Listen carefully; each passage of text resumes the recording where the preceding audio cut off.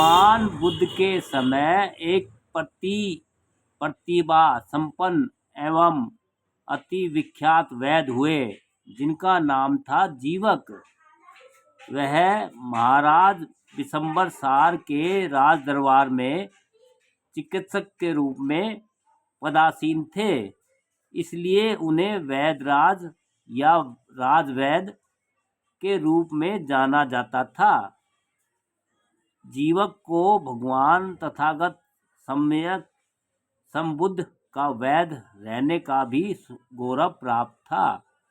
इस राजवैद्य ने गृहस्थ रूप में जीवन यापन करते हुए अनेकों वर्षों तक तथागत चिकित्सक के रूप में देखभाल और सेवा श्रद्धा की थी।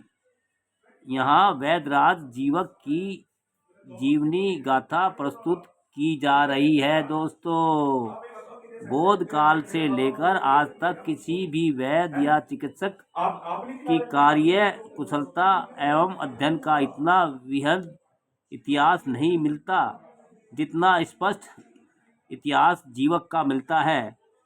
वैद्याचार्य जीवक कुशल वैद्य एवं निपुण चिकित्सक होने के कारण अति धनवान भी हो गए थे, किंतु उनका अपार धन, यश और अनुभव स्वयं के बूते पर कमाया हुआ था। वैदराज जीवक के जीवन का वर्णन बौद्ध काल में आयुर्वेद के पूर्ण उत्कर्ष का परिचय कराता है। जिस प्रकार भगवान बुद्ध राजगृह में वेणुवन कलंदर निवाप में विराजमान थे, उस समय वैशाली समृद्धिशाली बहुजनों से युक्त धन्य धान्य से संपन्न नगरी थी। उसमें 7,777 बहुत ऊंचे ऊंचे महल और 7,777 कूटागार लंबाई चौड़ाई के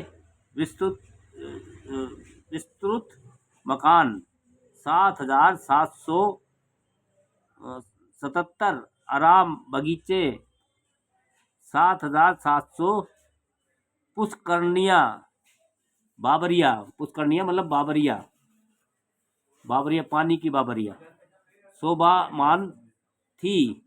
गणिका, नगर वधु, आम्रपाली परम रूपमती तथा नाच गीत गाने में और वादन में बहुत निपुण एवं सिद्धहस्त थी।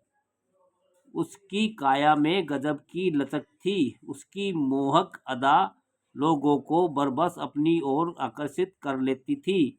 वह अपने चाहने वालों से एक रात के 50 कांस्यपण असरफी लिया करती थी। एक बार राजगृह का प्रसिद्ध नेगम नगर श्रेष्ठी से ऊंचा पद किसी काम से वैशाली में आया। उसने अति सुंदर एवं भव्य वैशाली को देखा तो बहुत प्रभावित हुआ। इससे अधिक उसे वैशाली की नगर वधु आम्रपाली ने प्रभावित किया था। वैशाली वासी आम्रपाली को अपने देश की महान उपलब्धि मानते थे। उन्हें उस पर बहुत गर्व था। जिस कार्य से नगर परिषद नगर श्रेष्ठी आया था, उसे समाप्त करके जब वह राजगृह वापस लौटा तो उसने महाराज विशंबर सार से वैशाली की छटा तथा उसके वैभव का बहुत ही आकर्षक वर्णन किया और कहा, हे राजन, वैशाली की तरह हमें भी अपने राजगृह को खूब सजाना संवारना चाहिए और उनकी नगर वधु से भी बढ़कर एक सुंदर नगर शोभनी गणिका रखनी चाहिए। महाराज मगध राज सैन्य विशंबर सार ने तुरंत कहा, तो नेगम जाओ, अमरपाली से भी अधिक सुंदर कुमारी ढूंढो जिसको तुम गणिका एवं नगर शोभनी के रूप में रख सको। वही दे दो खजाना वाला।